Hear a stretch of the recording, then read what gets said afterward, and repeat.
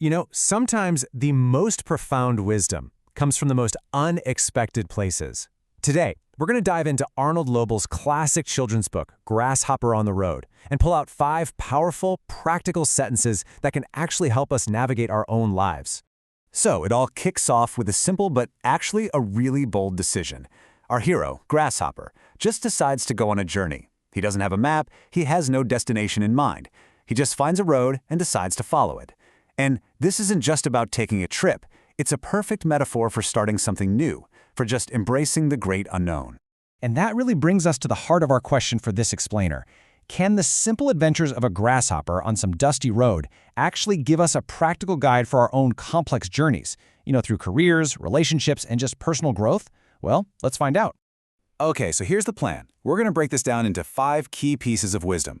We'll look at starting with adventure, finding opportunity when things go wrong, dealing with kind of strange rules, knowing when it's time to leave, and finally, the simple wisdom of slowing down. All right, let's dive right in with the first lesson. This one is all about mindset. It's about having the courage to just start, even when you don't have all the answers. So, the book opens and there is no grand plan. Not at all. Grasshopper just wakes up one day and thinks, I will find a road. There's no agonizing, no overthinking. He finds a road that goes up hills and down into valleys, and just like that, he's on his way. It's a pure act of choosing curiosity over certainty. And this is the key phrase. What's so amazing about this sentence is just how open it is. It's a declaration of trust, not in a destination, but in the journey itself. He's not trying to control where he ends up. He's just ready to accept whatever the road brings. So, where can you use this kind of mindset?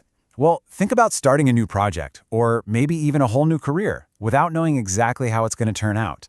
Or maybe traveling somewhere and just letting the place guide you, instead of a strict schedule. It's about giving yourself permission to explore an unknown path, whether that's in your job, your travels, or your life. All right, so you're on this open road. But what happens when you hit a bump?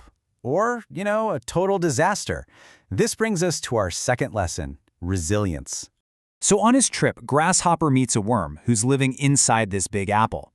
After Grasshopper takes a bite, the apple starts rolling, and it goes faster and faster down a hill.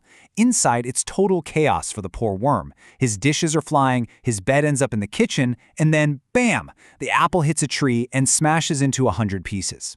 His entire world is just gone. Now, you'd think he'd be crushed, right? Despair? But the worm's reaction is absolutely incredible. He looks at the wreckage of his home and says this. He doesn't sit there mourning what he lost. He immediately sees it as a perfect opportunity. He even says, the old house was getting old anyway. It's such a brilliant pivot from loss to possibility. I mean, this mindset is a real superpower. A project at work fails spectacularly. This is a fine time to try a new approach. A vacation gets canceled. This is a fine time to explore my own city. It's just a really powerful way to reframe a setback and find the energy for a fresh start right in the middle of a mess.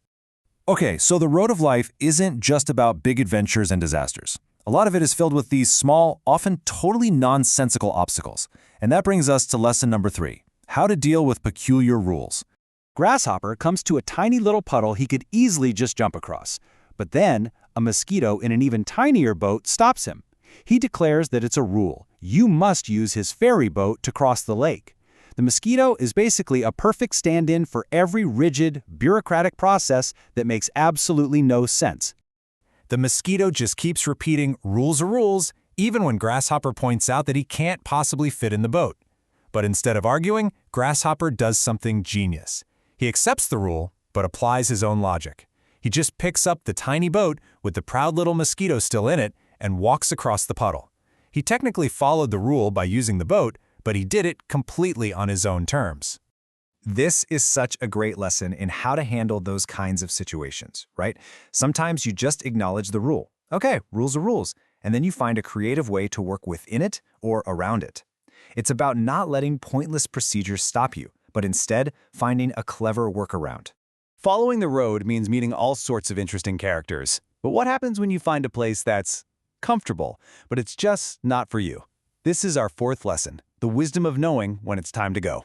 So Grasshopper meets a group of butterflies who live a life of absolute, unchanging routine. I mean, they scratch their head 3 times, they fly in a circle 6 times, they eat the same exact lunch, and they take the same nap every single day. They use the word always constantly, and they invite Grasshopper to join them forever, to become a part of their predictable little world. And Grasshopper's response is just perfect. It's polite, but it's also incredibly firm. He doesn't judge them, he doesn't criticize their life, he just states his own truth. This sentence is such a powerful declaration of self-awareness. He knows that their path, as safe and predictable as it is not his path. He has to keep going on his own journey. Just think about how useful this is. When you've outgrown a job where there are no more challenges, when a friendship just doesn't align with who you're becoming anymore. It's the perfect, non-confrontational way to state your need for growth. I am sorry, but I will be moving on. It respects the past, but clearly states your intention for the future. So after all this, the adventure, the disaster, the silly rules, and the goodbyes, we arrive at our final and maybe most important lesson from the road: the value of slowing down. Towards the end of the day, Grasshopper is just walking slowly when 2 dragonflies zoom by. They look down on him and say it's very sad that he's only walking. They brag about everything they can see from way up high, but then they admit they have no time to look at the flowers, no time to look at leaves, and no time for sunsets. They're moving so fast that they're missing everything. Grasshopper's response is this beautiful statement of contentment. He's not just walking, he's happy to be walking slowly. He's the one who can actually see the flowers and the leaves and the sunset. He gets that the quality of a journey isn't measured by its speed, but by what you're actually able to experience along the way. So to wrap it all up, here's Grasshopper's guide to the road of life. Start with the spirit of adventure. Reframe disaster as an opportunity. Handle silly rules with creativity. Know your own path and when it's time to move on. And maybe most importantly, appreciate the beauty of taking the slow journey. And that really leaves us with a final thought. In our own lives, which are so full of zipping and zooming, it's worth asking, what are the flowers, the leaves, and the sunsets that we might be missing? What can you see when you decide to slow down on your own road?